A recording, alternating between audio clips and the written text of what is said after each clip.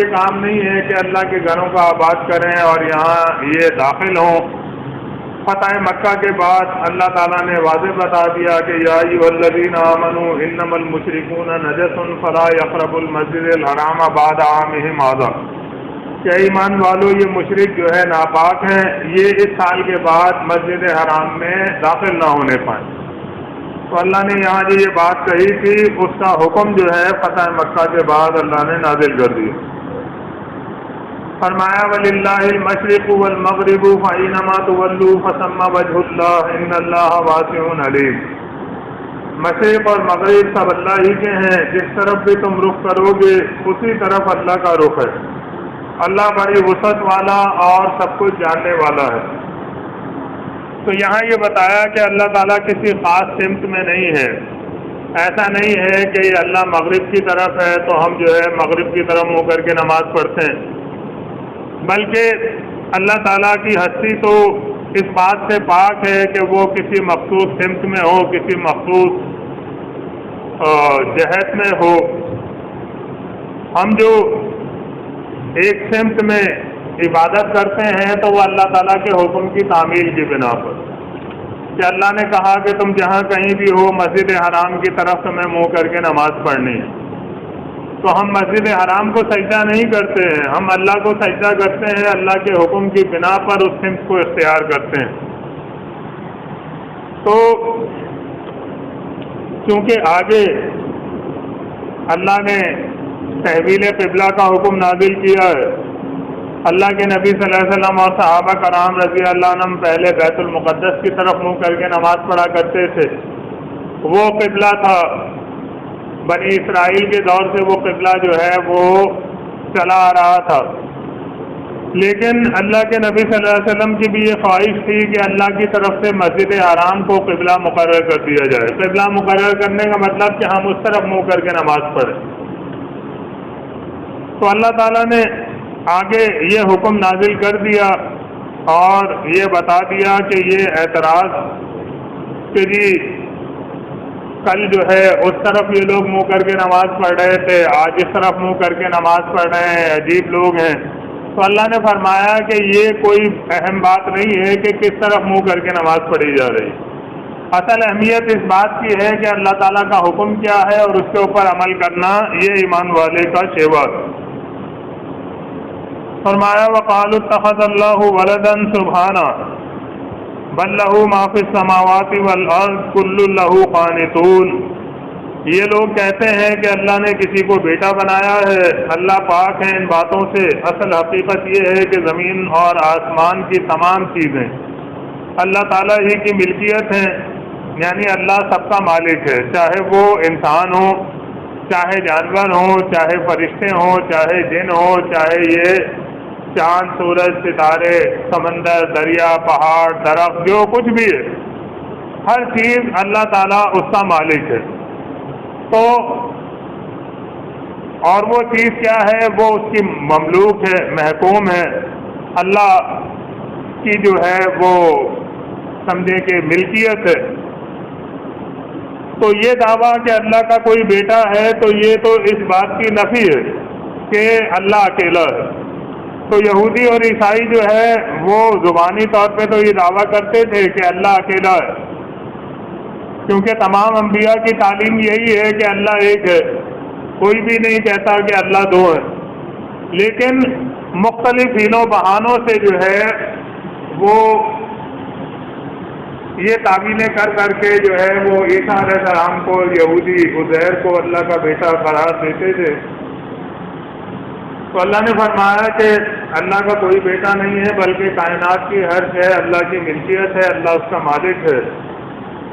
اور سب کے سب جو ہے اللہ تعالیٰ کے فرما بردار ہیں۔ بیٹا جو ہے وہ تو باپ سے اپنی کوئی بات منوا بھی سکتا ہے، باپ جو ہے محبت میں کہ میری اولاد ہے اس کے لیے جو ہے کچھ نہ کچھ کر کے مہیا کرتا ہے وہ چیز جو وہ چاہتا ہے، لیکن اللہ تعالیٰ سے کوئی بات کا منوانے والا یا اللہ کو مجبور کر دینے والا کوئی بھی نہیں۔ فرمایا کہ بدیع السماوات والارض، اللہ تعالیٰ زمین و آسمان کا ابتدا میں بنانے والا ہے، یعنی زمین و آسمان اللہ نے بنائے، اس سے پہلے زمین و آسمان نام کی کوئی چیز نہیں تھی، اس طرح کی کوئی بھی چیز نہیں تھی، اللہ نے یہ سب کچھ بنایا۔ وَإِذَا قَضَىٰ أَمْرًا فَإِنَّمَا يَقُولُ لَهُ كُن فَيَكُونُ،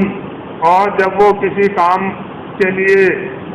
کرنا چاہتا ہے تو صرف یہ کہتا ہے کہ ہو جا، اور وہ کام ہو جاتا ہے۔ یعنی اللہ تعالیٰ نے یہ پوری کائنات بنائی، اس کے لیے کوئی بہت محنت اللہ نے نہیں کی ہے، ایسا نہیں کہ بڑا اللہ تعالیٰ کو جو ہے وہ انتظام کرنا پڑا ہو، اللہ تعالیٰ تو حکم دیتا ہے کہ یہ ہو جائے اور وہ ہو جاتا ہے۔ فرمایا وقال الذین لا یعلمون لولا یکلمنا اللہ او تأتینا آیہ، وہ لوگ جو علم نہیں رکھتے ہیں، نادان لوگ ہیں، وہ کہتے ہیں کہ اللہ ہم سے کلام کیوں نہیں کرتا، یا اللہ تعالیٰ کی نشانیاں ہمارے پاس کیوں نہیں آ جاتی۔ یعنی کہ اللہ ان لوگوں کا ذکر کر رہا ہے جو یہ کہتے تھے کہ جی اگر اللہ یہ چاہتا ہے کہ ہم اس پر ایمان لائیں تو اللہ تعالیٰ ہم سے بھی کلام کرے، ہم سے خود بول دے اللہ تعالیٰ کہ مجھ پر ایمان لاؤ، یہ کیا کہ ہم اپنے جیسے انسان کی بات مان کر باپ دادا کے طریقے کو چھوڑ دیں، ان کو غلط قرار دے دیں۔ تو اللہ نے فرمایا کہ کذالک قال الذین من قبلہم، اس طرح کی باتیں ان سے پہلے بھی لوگ کر چکے ہیں، مثل قولہم، اسی طرح کے ان کی باتیں ہوتی تھیں، تشابہت قلوبہم، ان کے دل آپس میں ملتے جلتے ہیں، یعنی مشرکوں کی ذہنیت تقریباً ایک جیسی ہوتی ہے۔ حالانکہ اللہ تعالیٰ اگر خود ہر انسان سے یہ کہے کہ وہ ایمان لے آئے تو پھر کون انکار کر سکتا ہے؟ اور پھر آزمائش اور امتحان کیسا؟ آزمائش اور امتحان یہی تو ہے کہ اللہ تعالیٰ دکھائی نہیں دیتا، اللہ تعالیٰ ہر انسان سے کلام نہیں کرتا، وہ انسانوں میں سے ہی ان لوگوں کو منتخب کرتا تھا جو انتہائی نیک اور انتہائی پاک باز ہوا کرتے تھے،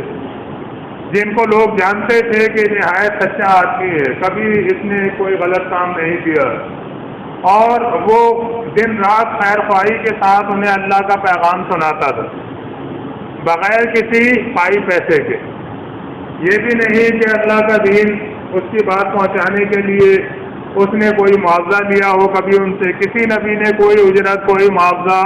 کوئی چیز لوگوں سے وصول نہیں کی کہ میں نے اللہ کی بات تمہیں سنائی ہے، اب میرا یہ معاوضہ ادا کرو۔ وہ یہی کہتے تھے کہ ان اجریہ الا علی رب العالمین، کہ میرا اجر، میرا معاوضہ اللہ دے گا، تم سے صرف یہ مطالبہ ہے کہ تم اللہ کے بندے بن جاؤ۔ تو یہ اللہ تعالیٰ نے انسانیت تک پیغام پہنچانے کا طریقہ رکھا ہے، اور جو عقل مند لوگ ہوتے ہیں وہ یہ مانتے ہیں کہ سب کچھ جب اللہ نے بنایا ہے تو بات یہی صحیح ہے کہ اللہ ہی کی عبادت ہونی چاہیے، پھر کسی اور کی عبادت کیوں؟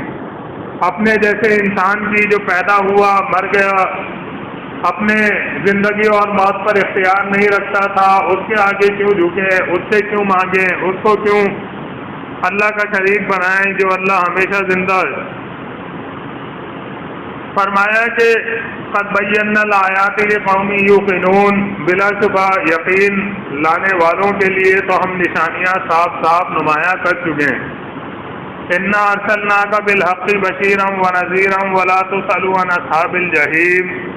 فرمایا کہ اے نبی صلی اللہ علیہ وسلم، ہم نے آپ کو حق کے ساتھ بشارت دینے والا اور ڈرانے والا بنا کر بھیجا ہے۔ آپ کا کام لوگوں کو اللہ کے عذاب سے ڈرانا ہے کہ اللہ کی بندگی کا راستہ اختیار نہیں کرو گے تو اللہ تعالیٰ کا غضب تمہارے اوپر ہوگا، اللہ تعالیٰ عذاب دے گا، جہنم میں جلو گے۔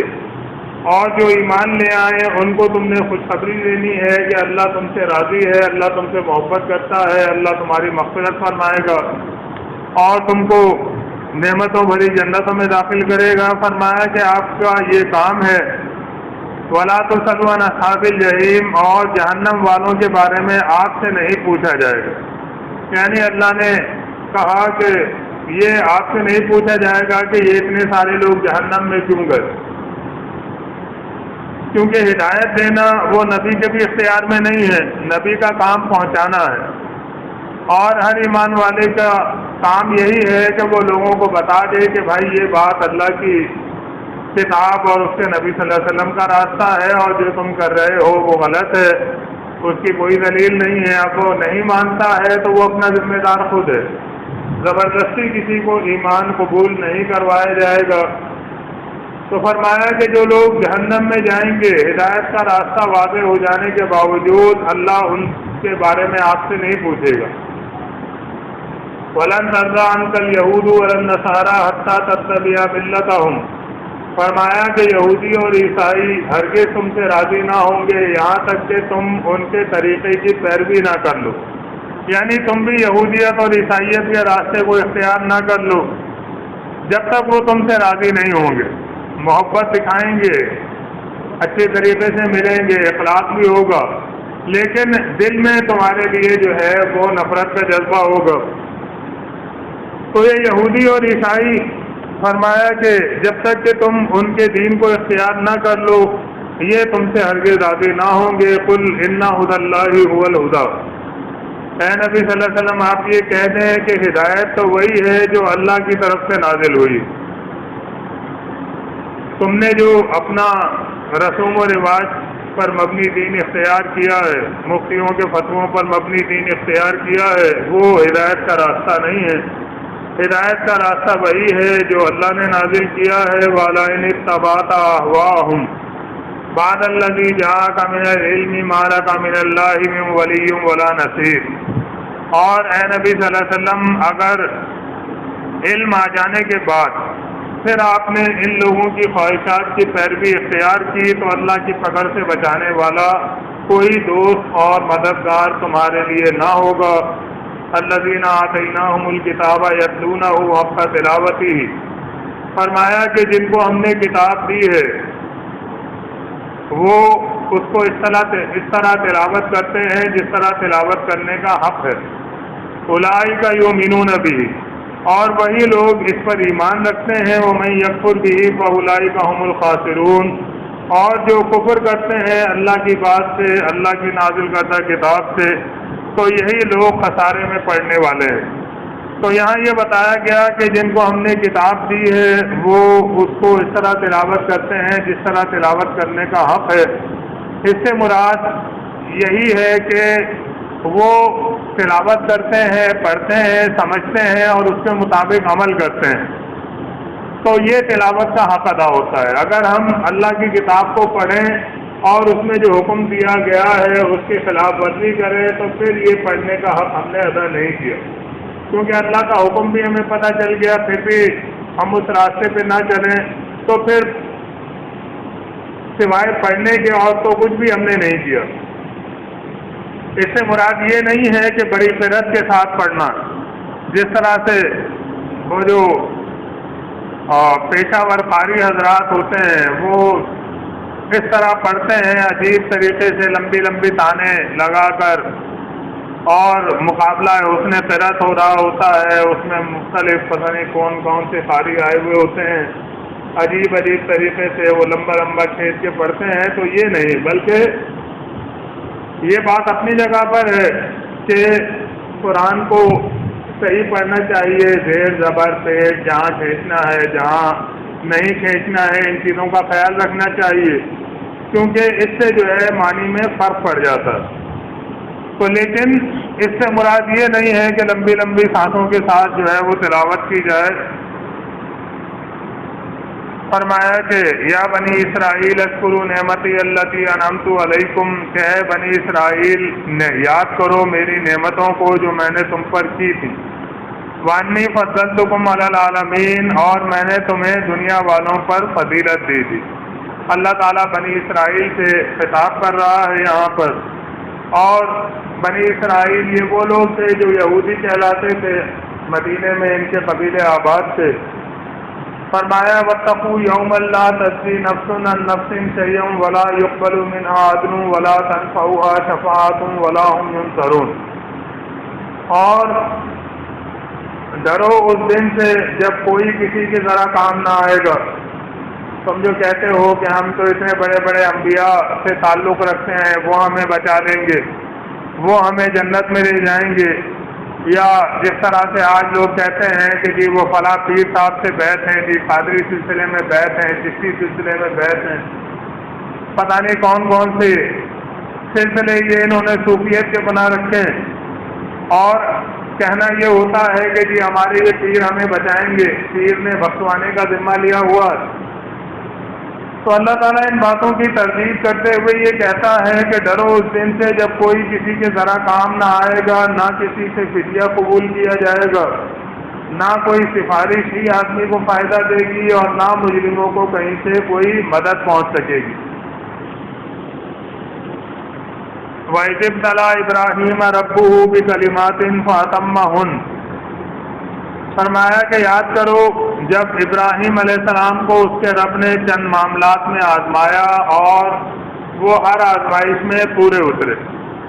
ابراہیم علیہ السلام کو یہودی بھی ماننے کا دعویٰ کرتے تھے، عیسائی بھی ماننے کا دعویٰ کرتے تھے،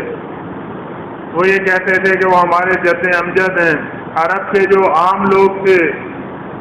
قریش کے لوگ، وہ بھی انہیں اپنا جد امجد مانا کرتے تھے۔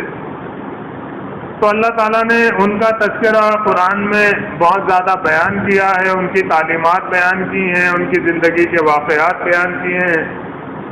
تو اللہ نے فرمایا کہ ابراہیم علیہ السلام کو اللہ نے چند معاملات میں آزمایا اور وہ ہر آزمائش میں پورے اترے۔ آپ دیکھیں کہ پہلے تو انہوں نے اپنے باپ کو سمجھایا کہ یا ابتی لما تعبد ما لا یسمع ولا یبصر ولا یغنی عنک شیئا، کہ اے ابا جان کیوں بندگی کر رہے ہو ان چیزوں کی جو نہ سنتے ہیں، نہ دیکھتے ہیں، نہ تمہارے کام آ سکتے ہیں۔ تو باپ نے ناراضگی کا اظہار کیا، اس نے یہ کہا کہ اراغب انت عن آلہتی یا ابراہیم، کہ ابراہیم تو میرے معبودوں سے بد عقیدہ ہو گیا ہے، ان کی عقیدت تیرے دل میں نہیں رہی ہے، اور اگر تو ان باتوں سے، ان گستاخانہ کلمات سے باز نہ آیا تو پھر میں تجھے پتھر مار مار کر ہلاک کر دوں گا اور تو یہاں سے نکل جا۔ تو ابراہیم علیہ السلام نے باپ کو چھوڑ دیا، قوم والوں کے سامنے ان کے جو بناوٹی معبود تھے ان کی کمزوری واضح کر دی، ان سب کو توڑ کر۔ قوم والوں نے بھی دیکھ لیا کہ یہ ہمارے بابا اپنے آپ کو بھی نہیں بچا سکتے ہیں،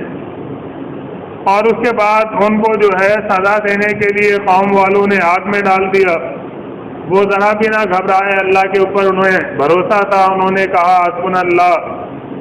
ونعم الوکیل، کہ اللہ تعالیٰ ہمارے لیے کافی ہے اور وہ بہترین کارساز۔ تو اللہ نے آگ سے صحیح سلامت ابراہیم علیہ السلام کو نکال دیا۔ پھر انہوں نے ہجرت کی اپنی قوم سے، وہ چلے گئے، اور اس کے بعد جو ہے اللہ نے انہیں بڑھاپے میں اسماعیل اور ابراہیم اور اسحاق علیہ السلام دیے۔ اسماعیل علیہ السلام جب تھوڑے سے بڑے ہوئے تو اللہ نے انہیں خواب دکھایا کہ وہ انہیں ذبح کر رہے ہیں، تو وہ بلا تعمل اس کے لیے تیار ہو گئے، کیونکہ نبی کا خواب وہی ہوتا ہے۔ اور اس کے بعد وہ اسماعیل علیہ السلام کو لٹا کر چھری چلانے والے تھے، تو اللہ تعالیٰ نے انہیں روک دیا۔ تو یہ بھی بہت بڑی آزمائش تھی، تو اللہ نے فرمایا کہ بڑی بڑی آزمائشوں میں ہم نے ان کو مبتلا کیا، اور وہ ہر آزمائش میں پورے اترے، ذرا بھی انہوں نے تردد کا یا ہچکچاہٹ کا اظہار نہیں کیا۔ قال انی جاعلک للناس اماما، تو اللہ تعالیٰ نے یہ فرمایا کہ ابراہیم میں تمہیں دنیا والوں کے لیے امام بنا رہا ہوں۔ امام کا مطلب رہنما، جس کی پیروی کی جائے، جس کے طریقے پہ چلا جائے۔ قال ومن ذریتی، ابراہیم علیہ السلام نے کہا کہ اللہ تعالیٰ کیا یہ امامت کا وعدہ میری اولاد کے لیے بھی ہے، میری اولاد کو بھی امام بنایا جائے گا؟ قال لا ینال عہد الظالمین، تو اللہ نے فرمایا کہ میرا عہد جو ہے وہ ظالموں کے لیے نہیں، یعنی جو ظالم ہوں گے، مشرک ہوں گے، ان کو تو ظاہر ہے کہ یہ منصب نہیں ملے گا۔ ہاں جو تیری پیروی کریں گے، تیری اتباع کریں گے، تیرے راستے پہ چلیں گے، تو ان کو میں منصب امامت عطا کرتا رہوں گا۔ فرمایا وَإِذْ جَعَلْنَا الْبَيْتَ مَثَابَةً لِلنَّاسِ وَأَمْنًا، اور یاد کرو کہ جب ہم نے اس گھر یعنی کعبے کو لوگوں کے لیے مرکز اور امن کی جگہ قرار دیا تھا، وَاتَّخِذُوا مِن مَّقَامِ إِبْرَاهِيمَ مُصَلًّى، اور لوگوں کو حکم دیا تھا کہ ابراہیم علیہ السلام جہاں عبادت کے لیے کھڑے ہوتے تھے اس مقام کو مستقل جائے نماز بنا لو، یعنی وہاں تم بھی نماز پڑھو، اس اللہ کے بندے نے جہاں اللہ کی عبادت کی ہے تم بھی جو ہے وہاں اللہ کی عبادت کیا کرو، دعا کرو اللہ اس کے راستے پہ چلائے۔ واحدنا الی ابراہیم و اسماعیل ان طہرا بیتی للطائفین والعاکفین والرکع السجود، فرمایا کہ ہم نے ابراہیم اور اسماعیل علیہ السلام سے یہ عہد لیا تھا کہ وہ میرے گھر کو پاک صاف رکھیں، طواف کرنے والوں کے لیے، اعتکاف کرنے والوں کے لیے اور رکوع و سجدہ کرنے والوں کے لیے۔ اللہ کے گھر کی تعمیر انہوں نے کی، اللہ نے حکم دیا کہ اب اس گھر کی صفائی ستھرائی، اس کو پاکیزہ رکھنا یہ بھی تمہارا کام ہے۔ مشرکین مکہ کو یہ بتایا جا رہا ہے کہ وہ گھر جو جس کی پاکیزگی کا اللہ نے حکم دیا تھا وہاں تم نے بتوں کی نجاست جو ہے وہ پھیلا دیے، اور پھر بھی یہ کہتے ہو کہ ہم ابراہیم علیہ السلام کے ماننے والے ہیں، تو تم کیسے ماننے والے ہو؟ فرمایا وَإِذْ قَالَ إِبْرَاهِيمُ رَبِّ اجْعَلْ هَٰذَا بَلَدًا آمِنًا وَارْزُقْ أَهْلَهُ مِنَ الثَّمَرَاتِ مَنْ آمَنَ مِنْهُمْ بِاللَّهِ وَالْيَوْمِ الْآخِرِ قَالَ وَمَنْ كَفَرَ فَأُمَتِّعُهُ قَلِيلًا ثُمَّ أَضْطَرُّهُ إِلَىٰ عَذَابِ النَّارِ وَبِئْسَ الْمَصِيرُ۔ اور یہ کہ ابراہیم علیہ السلام نے دعا کی تھی کہ اے میرے رب اس شہر کو امن کا شہر بنا دے، یعنی مکہ کو، یہاں امن و امان ہو، یہاں کوئی خون خرابہ، کوئی قتل و غارت گری نہ ہو، اور اس کے باشندوں میں سے جو اللہ اور آخرت پر ایمان رکھیں انہیں ہر قسم کے پھلوں کا رزق دے۔ تو جواب میں اللہ نے فرمایا کہ جو کفر کرے گا تو دنیا کی چند روزہ زندگی کا سامان تو میں اسے بھی دوں گا، مگر آخر کار اسے عذاب جہنم کی طرف گھسیٹوں گا اور وہ بدترین ٹھکانہ ہے۔ تو ابراہیم علیہ السلام نے یہ دعا کی تھی کہ یہاں کے رہنے والوں کو رزق دے، پھل دے، وہاں کوئی کھیتی باڑی نہیں ہوتی تھی، پتھریلا چٹانی علاقہ تھا، تو لیکن دنیا بھر سے جو ہے اللہ تعالیٰ وہاں پہ رزق پہنچاتا ہے ابراہیم علیہ السلام کی دعا قبول کر کے، ہر طرح کے پھل جو ہے وہاں پہنچائے جاتے ہیں۔ تو فرمایا کہ یہ جو دنیا کی زندگی کا سامان ہے، کھانا پینا ہے اور چیزیں ہیں، وہ تو بہرحال یہ ہے کہ جو نہیں مانیں گے کافر ہیں ان کو بھی میں دوں گا دنیا میں، لیکن آخرت میں ان کے لیے جو ہے برا عذاب ہے آگ کی صورت میں، اور وہ بدترین ٹھکانہ ہے۔ وَإِذْ يَرْفَعُ إِبْرَاهِيمُ الْقَوَاعِدَ مِنَ الْبَيْتِ وَإِسْمَاعِيلُ، فرمایا یاد کرو وہ وقت جب ابراہیم اسماعیل علیہ السلام دونوں اس گھر کی دیواروں کو بلند کر رہے تھے، اس کی بنیادوں سے اٹھا رہے تھے خانہ کعبہ کی عمارت کو۔ ربنا تقبل منا انک انت السمیع العلیم، تو دعا کر رہے تھے کہ اے ہمارے رب ہماری اس محنت کو، اس کوشش کو قبول فرما لے، بلا شبہ تو سب کچھ سننے والا اور جاننے والا ہے۔ تو آپ دیکھیں کہ انبیاء ہیں، اللہ کے دین کے لیے سب کچھ لگانے والے ہیں، پھر بھی کوئی نیک عمل کرتے ہیں تو اللہ سے دعا کرتے ہیں کہ اللہ تعالیٰ اسے قبول فرما لے۔ تو آدمی کوئی نیک عمل کرے تو اس کے اوپر کوئی ہمیں اترانا نہیں چاہیے، بلکہ جو ہے اللہ سے دعا کرنی چاہیے کہ اللہ اسے قبول فرما لے، ہمیں اس کا اجر دے۔ ربنا وجعلنا مسلمین لک ومن ذریتنا امۃ مسلمۃ لک،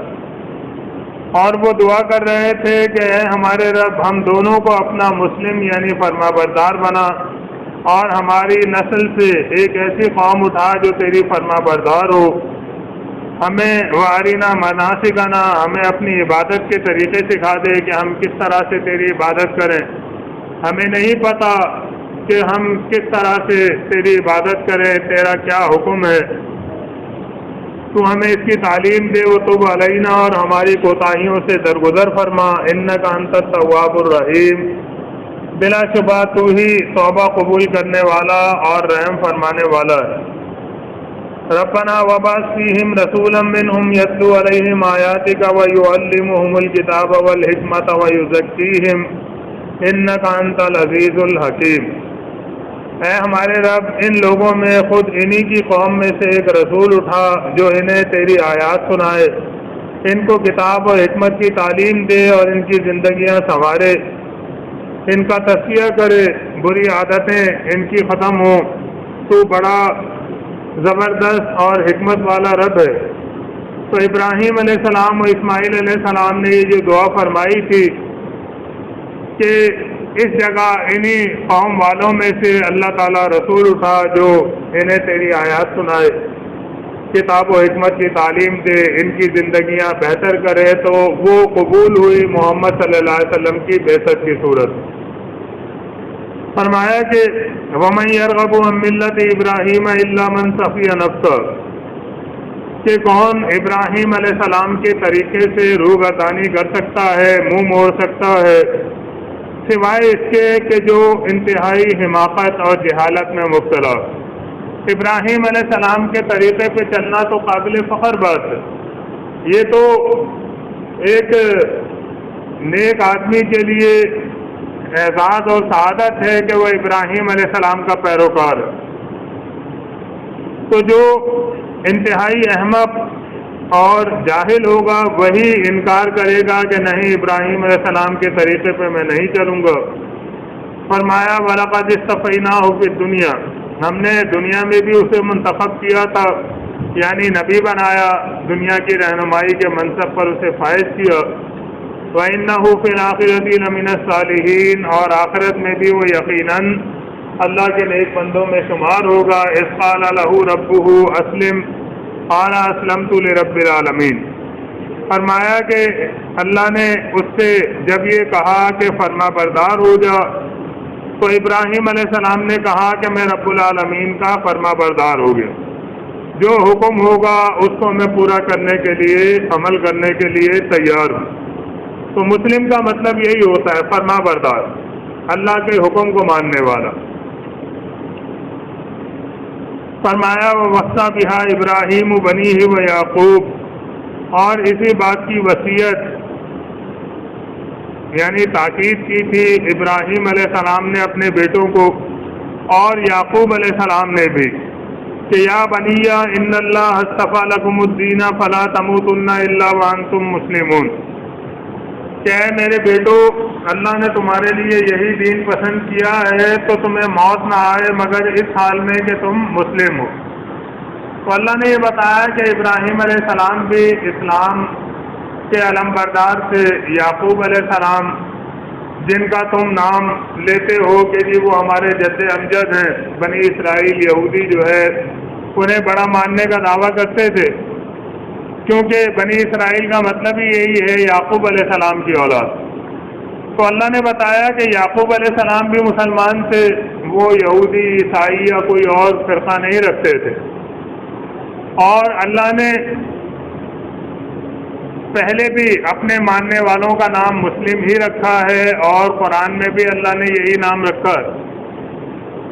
تو اس کے علاوہ کوئی اور شناخت اختیار کرنا، جس طرح سے ان لوگوں نے، کسی نے یہودیت کا اپنے لیے لفظ استعمال کر لیا، اور کوئی جو ہے وہ عیسائیت کے لقب سے عیسائی ہو گیا، اور آج یہ کلمہ پڑھنے والے ان کی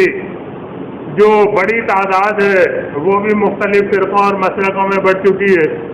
کوئی فخر سے کہتا ہے کہ میں دیوبندی ہوں، کوئی فخر سے کہتا ہے میں اہل حدیث ہوں، کوئی کہتا ہے کہ میں جی بریلوی ہوں، کوئی حنفی، شافعی، مالکی، حنبلی، مختلف جو شناختیں بنا رکھی ہیں۔ تو اللہ نے بتایا کہ ہر نبی کا ایک ہی راستہ اور ایک ہی طریقہ تھا، اور ایک ہی انہوں نے بات کہی تھی کہ مسلمان ہونے کی حالت میں تمہیں موت آئے، یہی دین اللہ نے تمہارے لیے پسند کیا ہے۔ آج آپ دیکھیں سارے لوگ وہ یہ کہتے ہیں کہ جی فرقہ واریت نہیں ہونی چاہیے، یہ فرقہ واریت غلط ہے، لیکن اپنے اپنے فرقے اور اپنے اپنے مسلک کے علمبردار بھی ہوتے ہیں۔ دیوبندی دیوبندیت کو چھوڑنے کو تیار نہیں ہے، اہل حدیث اہل حدیثیت کو چھوڑنے کو تیار نہیں ہے، بریلوی بریلویت چھوڑنے کو تیار نہیں ہے۔ جب انہیں سمجھایا جائے تو کہتے ہیں کہ جی یہ فرقے تھوڑی ہیں تو ہم مسلمان، یہ تو صرف پہچان کے لیے ہم نے جو ہے نا نام اختیار کیا، تو مسلمان پہچان کے لیے کافی ہے۔ اب مسلمان ہونے کے بعد پھر ایک اور پہچان کی بھی ضرورت ہے، پھر ان میں بھی جو ہے مختلف گروہ بنے ہوئے ہیں، تو اللہ تعالیٰ نے اس چیز سے سختی سے منع کیا ہے، فرمایا وَاعْتَصِمُوا بِحَبْلِ اللَّهِ جَمِيعًا وَلَا تَفَرَّقُوا۔ سورہ آل عمران میں فرمایا کہ اللہ کی رسی کو سب مل کر پکڑو اور تفرقے میں نہ پڑو۔ تو اس تفرقے کی وجہ سے جو ہے آج یہ بربادی بہت زیادہ پھیلی ہوئی ہے، اور مشرکانہ عقائد کی وجہ سے جو آج امت نے اختیار کر لیے ہیں۔ تو اللہ نے فرمایا کہ ہم کنتم شہداء، کیا تم اس وقت موجود تھے حضر یعقوب الموت، کہ جب یعقوب علیہ السلام کی موت کا وقت آیا۔ اذ حضر یعقوب الموت اذ قال لبنیہ ما تعبدون من بعدی، تو انہوں نے اپنے بیٹوں سے یہ کہا تھا کہ میرے بعد کس کی عبادت کرو گے۔ تو یعقوب علیہ السلام کے 12 بیٹے تھے، یوسف علیہ السلام بھی ان کے بیٹے تھے، بنیامین بھی بیٹے تھے۔ تو جب ان کی موت کا وقت آیا ہے تو انہوں نے اپنے بیٹوں سے یہی پوچھا کہ میرے بعد کس کی عبادت کرو گے، یعنی میں جب تک تمہارے درمیان تھا تو تمہیں سمجھاتا بھی رہتا تھا، تمہیں عقیدہ توحید کی اہمیت بھی بتاتا رہتا تھا، شرک سے نفرت بھی تمہارے دل میں پیدا کرتا رہتا تھا بتا کر۔ تو اب ظاہر ہے کہ میرا آخری وقت ہے، اب میں دنیا میں نہیں رہوں گا، کیونکہ انبیاء کی موت کے بعد دنیا سے چلے جاتے ہیں، دنیا میں نہیں رہتے۔ دنیا میں مرنے کے بعد دوبارہ انسان قیامت کے دن ہی آئے۔ تو اللہ نے یہاں پہ یعقوب علیہ السلام کی موت کا ذکر کیا، کہیں اللہ تعالیٰ نے سلیمان علیہ السلام کی موت کا ذکر کیا ہے سورہ سبا میں، کہ جب وہ بیت المقدس کی تعمیر کرا رہے تھے اور عصا کے سہارے جو ہے وہ ٹیک لگا کر بیٹھے ہوئے تھے، اور جن جو ہے وہ بھاری بھاری پتھر اٹھا رہے تھے، تعمیر کر رہے تھے، تو اللہ نے ان کی موت کا فیصلہ کر دیا، فرشتے نے ان کی روح قبض کر لی، اور ان کا جسم جو ہے وہ عصا کے سہارے ٹکا ہوا تھا، اس میں روح نہیں تھی، جان نہیں تھی، اور جن جو ہے وہ کام میں لگے ہوئے تھے، کیونکہ ان کو یہ احساس تھا کہ اگر ہم نے ذرا سستی کی تو پھر سلیمان علیہ السلام ہمیں سزا دیں گے۔ اور جب اللہ نے فرمایا کہ دیمک نے ان کے عصا کو کھایا، وہ عصا کمزور ہوا اور سلیمان علیہ السلام کا جسم گرا زمین پر، تو جنوں کو پتہ چلا کہ یہ تو وفات پا گئے، ان کی تو موت ہو گئی ہے، تو وہ کہنے لگے کہ اگر ہم غیب کے جاننے والے ہوتے تو پھر اس عذاب میں نہ پڑے رہتے، یعنی ان کا یہ خیال ہوا ہو گیا کہ ہمیں کوئی غیب کا علم ہے، بلکہ جو ہے وہ سلیمان علیہ السلام موت کے بعد صرف عصا کے سہارے ان کا جسم ٹکا ہوا ہے، ہم محنت کرنے میں لگے ہوئے ہیں، آرام نہیں کر رہے ہیں، بیٹھ نہیں رہے ہیں، ہمیں پتہ ہوتا کہ یہ مر چکے ہیں تو ہم سب کا کام چھوڑ دیتے۔ تو اسی طرح سے اور بھی انبیاء کا اللہ تعالیٰ نے ذکر کیا ہے موت کا، لیکن آج جو ہے یہ سارے دیوبندی، بریلوی، اہل حدیث، شیعہ، جتنے فرقے اور مسلک پائے جاتے ہیں، کوئی بھی یہ ماننے کو تیار نہیں ہے کہ نبی جو ہے وہ ان کو وفات ہو چکی ہے، وہ دنیا میں نہیں ہے۔ سب یہ عقیدہ رکھتے ہیں کہ نبی صلی اللہ علیہ وسلم بھی قبر میں زندہ ہیں، تمام انبیاء بھی قبروں میں زندہ ہوتے ہیں، اور یہ عقیدہ قرآن کا اور صحیح حدیث کا واضح کفر ہے۔ کوئی بھی مرنے کے بعد قیامت سے پہلے زندہ نہیں ہوگا۔ یہ اور بات ہے کہ اللہ نے معجزے کے طور پر کچھ لوگوں کو اپنی قدرت کا اظہار کرنے کے لیے زندہ کیا مرنے کے بعد قیامت سے پہلے، تو یہ اللہ کی قدرت ہے، معجزے میں کچھ بھی ممکن ہے، لیکن عام جو قانون ہے اللہ کا وہ یہی ہے کہ ثم انکم بعد ذلک لمیتون، کہ زندگی کے بعد تمہیں موت آئے گی، ثم انکم یوم القیامت تبعثون، اور اس کے بعد قیامت کے دن تمہیں دوبارہ اٹھایا جائے گا۔ تو فرمایا کہ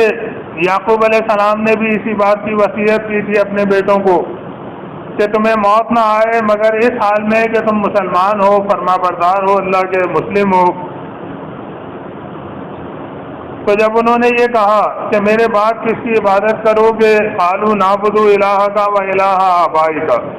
ابراہیم و اسماعیل و اسحاق الہا واحدا ونحن لہ مسلمون۔ تو بیٹوں نے یہ کہا کہ ہم عبادت کریں گے آپ کے الہ کی، اور جو آپ کے آبا و اجداد ابراہیم، اسماعیل اور اسحاق علیہم السلام گزرے ہیں ان کے الہ کی ہم عبادت و بندگی کرتے رہیں گے، اسی عقیدہ توحید پر ہم قائم رہیں گے، شرک سے ذرہ برابر بھی ہمارا تعلق نہیں ہوگا، وہ جو الہ واحد ہے وَنَحْنُ لَهُ مُسْلِمُونَ، اور ہم اسی کے فرما بردار رہیں گے۔ فرمایا تلک امۃ قد خلت لہا ما کسبت ولکم ما کسبتم ولا تسألون عما کانوا یعملون۔ وہ کچھ لوگ تھے جو گزر گئے، جو کچھ انہوں نے کمایا وہ ان کے کام آئے گا، اور جو کچھ تم کرو گے وہ تمہارے لیے ہوگا، اور تم سے یہ نہ پوچھا جائے گا کہ وہ لوگ کیا کرتے تھے۔ تو اللہ نے یہاں پر یہ بتایا کہ یہ جو یہودی کہتے ہیں کہ ہم انبیاء کی اولاد ہونے کی بنا پہ بخشے جائیں گے، اتنے بڑے بڑے بزرگ انبیاء ہمارے آبا و اجداد میں گزرے ہیں، تو اللہ تعالیٰ نے یہ بتایا کہ وہ جو انہوں نے نیک کام کیے تھے ان کا اجر ان کو ملے گا،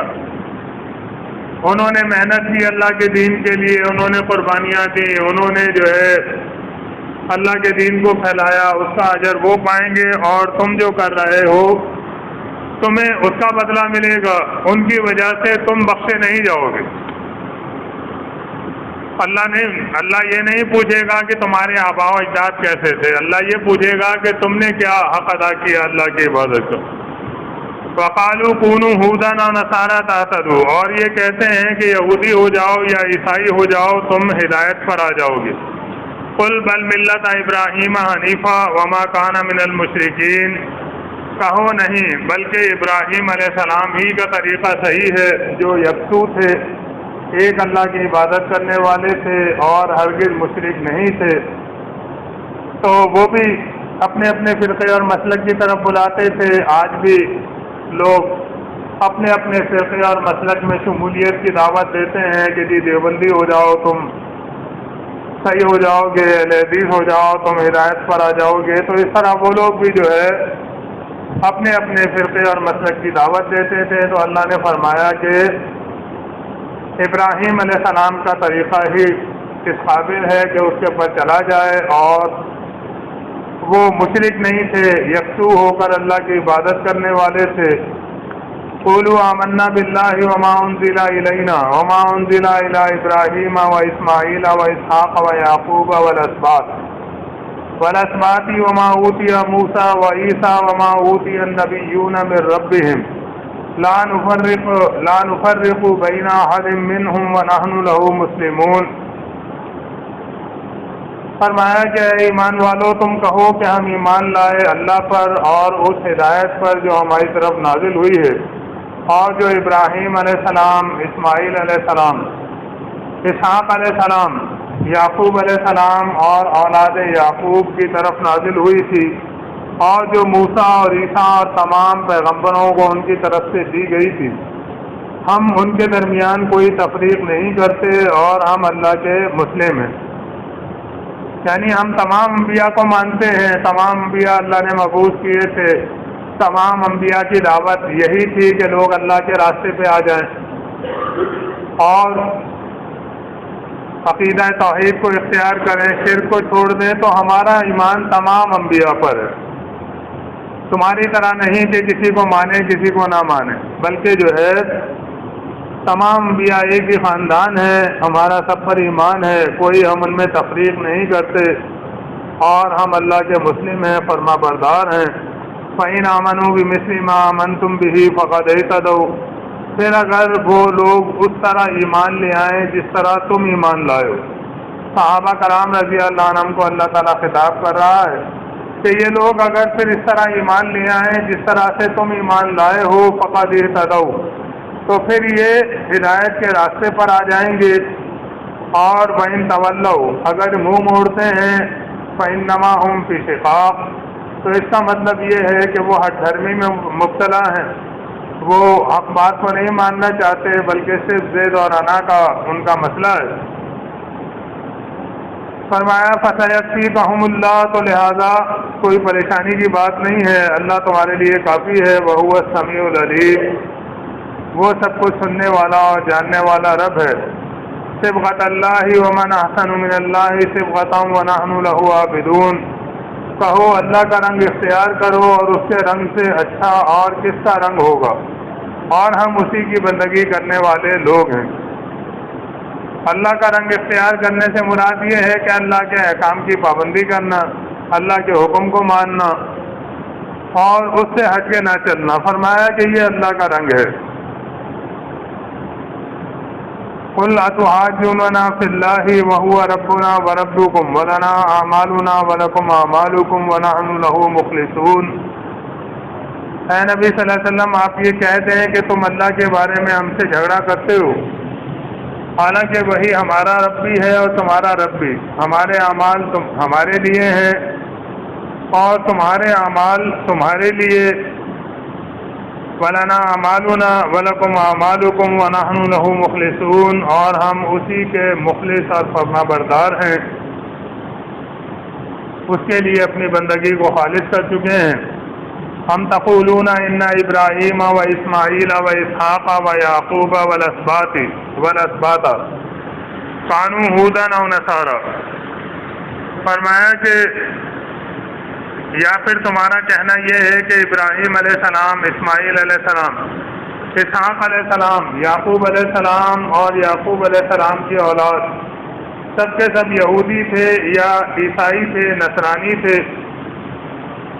قل انتم عالم ام اللہ، کہو تم زیادہ جانتے ہو یا اللہ زیادہ جانتا ہے. اللہ تعالیٰ تو یہ بتا رہا ہے کہ وہ مسلم تھے، فرما بردار تھے، اور تم اس کے برعکس دعویٰ کر رہے ہو کہ جی وہ یہودی تھے یا عیسائی تھے، تو اللہ سے زیادہ جاننے کا تم دعویٰ کر رہے ہو. وَمَنْ أَظْلَمُ مِمَّنْ كَتَمَ شَهَادَةً عِنْدَهُ مِنَ اللَّهِ، اور اس سے بڑا ظالم اور کون ہوگا کہ جس کے پاس ایک گواہی اللہ کی طرف سے موجود ہو اور وہ اسے چھپائے. تو اہل کتاب چونکہ جانتے تھے کہ محمد صلی اللہ علیہ وسلم سچے نبی ہیں اور ان کی نشانیاں بھی وہ دیکھ چکے تھے، پہچان چکے تھے، پھر بھی وہ ضد اور ہٹ دھرمی کی بنا پہ ماننے کو تیار نہیں تھے. تو اللہ نے فرمایا کہ سچ بات نہ کہنا، حق کی گواہی کو چھپانا، یہ ظلم ہے، یہ غلط ہے، اور یہ اس سے بڑا ظالم کون ہوگا جو ایسا کرے. وَمَا اللَّهُ بِغَافِلٍ عَمَّا تَعْمَلُونَ، اور اللہ تعالیٰ ہرگز غافل نہیں ہے ان کاموں سے جو یہ لوگ کر رہے ہیں. تِلْكَ أُمَّةٌ قَدْ خَلَتْ لَهَا مَا كَسَبَتْ وَلَكُمْ مَا كَسَبْتُمْ. فرمایا کہ یہ ایک امت تھی، یہ ایک گروہ تھا انبیاء علیہ السلام کا جو گزر گیا. جو کچھ انہوں نے کیا وہ ان کے کام آئے گا، اور جو کچھ تم کر رہے ہو اس کا حساب تمہیں دینا پڑے گا. وَلَا تُسْأَلُونَ عَمَّا كَانُوا يَعْمَلُونَ، اور تم سے یہ نہیں پوچھا جائے گا کہ وہ لوگ کیا کرتے تھے، ان کے اعمال کیسے تھے. اللہ تم سے تمہارے بارے میں پوچھے گا کہ تم نے اللہ تعالیٰ کی عبادت کی جیسا کہ اللہ نے حکم دیا تھا یا نہیں کی. اس کی بنا پر تمہارے لیے جزا یا سزا کا فیصلہ ہوگا. تو یہ 4 رکوع جو ہے آج الحمدللہ ان کا ترجمہ ہم نے بیان کیا، آیت نمبر 141 تک، اور پہلا پارہ جو ہے یہاں پہ یہ مکمل ہو گیا ہے. اگلے پروگرام میں انشاءاللہ دوسرے پارے سے اس پروگرام کا آغاز کریں گے. اللہ تعالی ہمارے لیے آسانی کرے اور مدد فرمائے، آمین. کوئی سوال کوئی بھائی کرنا چاہیں تو انشاءاللہ قرآن و حدیث کی روشنی میں اس کی وضاحت کی میں کوشش کروں گا. ایک یہ سوال میرے پاس آیا ہے کہ السلام علیکم ورحمۃ اللہ وبرکاتہ، کیا مرتد کے ساتھ کوئی کاروباری لین دین کر سکتے ہیں؟ یا کس قسم کے روابط رکھے جا سکتے ہیں. کوئی مرتد ہے تو وہ ابھی اسلامی حکومت تو ہے نہیں کہ جو اس کے لیے شرعی سزا نافذ کی جائے. تو اگر اس کے ساتھ کوئی کاروباری تعلقات پہلے سے ہیں تو ان کو جاری رکھنے میں کوئی حرج نہیں ہے. اس کو سمجھاتے بھی رہیں، بتاتے رہیں، اللہ تعالیٰ اسے توفیق دے کہ وہ پلٹ آئے. اور اگر وہ مخالفت پر کمر بستہ ہے تو بہرحال یہ ہے کہ بہتر یہ کہ اس کو جو ہے چھوڑ دیا جائے، کیونکہ وہ آپ کا مخالف ہے. ہو سکتا ہے کوئی آپ کو نقصان پہنچائے، کوئی آپ کو ساتھ چیٹنگ کرے. باقی اور کوئی جو ہے نا روابط ہمارے تو اسی لیے جس کے ساتھ ہوتے ہیں اسی لیے ہوتے ہیں کہ ہم اللہ کے دین کی بات اسے بتائیں اور وہ گمراہی کے راستے سے ہٹ کر ہدایت کے راستے پہ آ جائے. اگر کسی میں ہم یہ دیکھیں کہ امید ہے تو اس کے ساتھ ہم بات چیت رکھیں، توقع رکھیں کہ اللہ اسے پھر پلٹنے کی توفیق دے گا. اگر ہمارا یہ خیال ہے اس کے رویے کی بنا پہ کہ یہ ضد اور ہر گرمی پہ اترا ہوا ہے تو پھر اس سے جو ہے تعلق نہ رکھیں تو بہتر.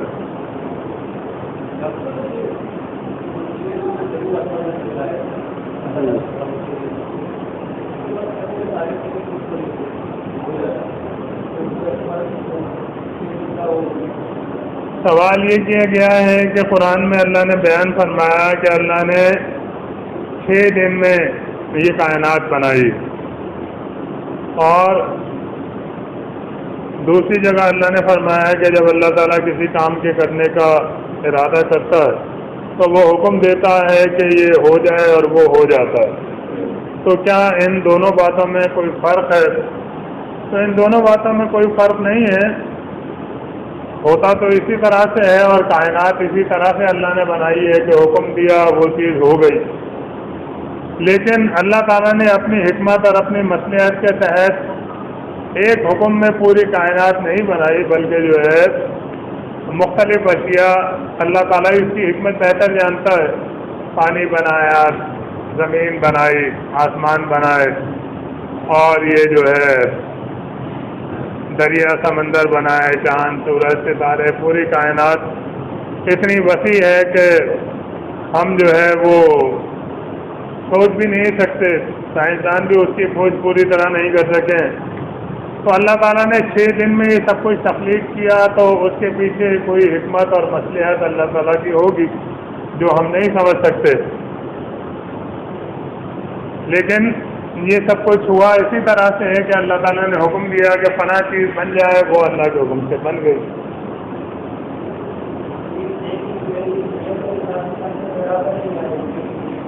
نہیں، یہ 6 دن یہ دنیا کے حساب کتاب سے نہیں ہے. اللہ تعالیٰ ہی بہتر جانتا ہے کہ دنوں سے مراد کیا چیز ہے. ہم تو دن جو سمجھتے ہیں کہ سورج نکلتا ہے، غروب ہوتا ہے تو ایک دن ہوتا ہے، یا رات ختم ہوتی ہے صبح پھر سورج نکلتا ہے تو ہم کہتے ہیں کہ ایک دن گزر گیا. تو لیکن اللہ تعالیٰ کے نزدیک وہاں جو دن کا جو معاملہ ہے وہ اللہ تعالیٰ ہی بہتر جانتا ہے کتنا عرصہ اس میں جو ہے وہ لگتا ہے.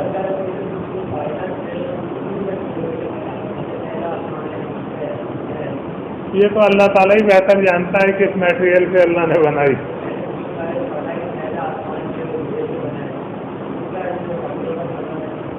نہیں، یہ صرف بنائی ہوئی باتیں ہیں کہ پہلا آسمان لوہے سے بنا ہے، دوسرا تانبے سے بنا ہے، تیسرا چاندی سے بنا ہے، تو پانچواں جو ہے وہ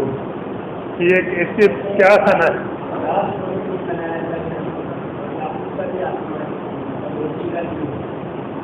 لیکن اس کی کوئی دلیل نہیں ہے نا، کسی حدیث میں نہیں ہے. اس کا حوالہ کیا ہے؟ بات یہ ہے کہ اب کہنے کو تو کوئی کچھ بھی کہہ دے، لیکن اس کا حوالہ ہونا چاہیے نا کہ یہ بات قرآن میں فلاں جگہ پر ہے یا حدیث میں فلاں جگہ پر ہے، تو پھر وہ مستند مانی جا سکتی ہے. ورنہ تو لوگ نہ جانے چاہیے.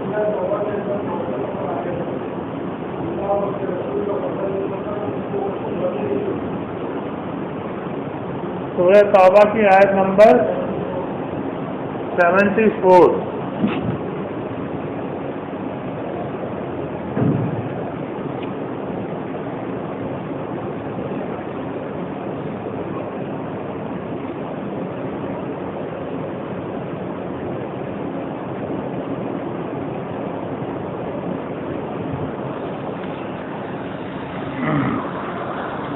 آیت نمبر 74 میں اللہ تعالیٰ یہ بیان فرما رہا ہے کہ یحلفون باللہ ما قالوا، کہ یہ لوگ اللہ کی قسم کھا کر کہتے ہیں کہ ہم نے وہ بات نہیں کہی. وَلَقَدْ قَالُوا كَلِمَةَ الْكُفْرِ، حالانکہ انہوں نے کفر کی بات کہی ہے. یہ منافقوں کا اللہ تعالیٰ ذکر کر رہا ہے، کیونکہ وہ اکیلے میں اپنی مجلسوں میں اللہ کے نبی صلی اللہ علیہ وسلم کا مذاق اڑاتے تھے، اور سامنے جو ہے وہ بڑے عقیدت مند بن کے آتے تھے. تو اسی طرح ایک محفل میں عبداللہ بن ابی نے جو ہے وہ اس طرح کی باتیں کی، اور زید بن ارقم رضی اللہ عنہ جو ہے وہاں موجود تھے. تو انہوں نے وہ باتیں سن لی، انہوں نے آ کے نبی صلی اللہ علیہ وسلم کو بتایا کہ بھئی یہ منافق اس طرح کی باتیں کر رہے تھے. تو اللہ کے نبی صلی اللہ علیہ وسلم نے ان سے جب یہ پوچھا، انہوں نے کہا نہیں، اللہ کی قسم ہم نے تو ایسی بات کہی نہیں، یہ تو بچہ ہے، اسے کیا پتہ، اسے تو اتنی سمجھ نہیں ہے. تو اللہ تعالیٰ نے اس کی تصدیق کی کہ انہوں نے کفر کی بات کہی ہے. وہ کفروا بعد اسلامہم، اور اسلام کے بعد یہ کافر ہوئے. وہموا بما لم ینالوا، اور انہوں نے کوشش کی وہ جسے کر نہ سکے. وما نقموا، اور یہ جو ان کا سارا غصہ ہے وہ اسی بات پر ہے الا ان اغناہم اللہ ورسولہ من فضلہ، کہ اللہ نے اور اس کے رسول نے اپنے فضل سے ان کو غنی کر دیا. تو اللہ نے اپنے فضل سے غنی کیا، اللہ کا فضل تو سمجھ میں آتا ہے. رسول نے اپنے فضل سے غنی کیا، تو اس سے مراد یہی ہے کہ جو جنگوں میں مال غنیمت وغیرہ ملتا تھا اس میں ان کو بھی دیا جاتا تھا. رسول اس سے زیادہ تو اختیار نہیں رکھتے تھے، جو مال غنیمت ہوتا تھا وہ ان کو بھی تقسیم کیا جاتا تھا. تو یہاں مال غنیمت کی تقسیم مراد ہے. اللہ نے فرمایا فَإِن يَتُوبُوا يَكُ خَيْرًا لَّهُمْ، اگر یہ توبہ کر لیں تو یہ بات ان کے لیے بہتر ہوگی. تو اور کوئی چیز نہیں، بلکہ جو دنیاوی مال جو ہے وہ بھی ایک سمجھے کہ انعام کے طور پر جس طرح اور دوسرے لوگوں میں تقسیم کیا جاتا تھا، مجاہدین میں اور دوسرے لوگوں میں، تو ان کو بھی دیا جاتا تھا. تو یہ بات یہاں پر کہی گئی.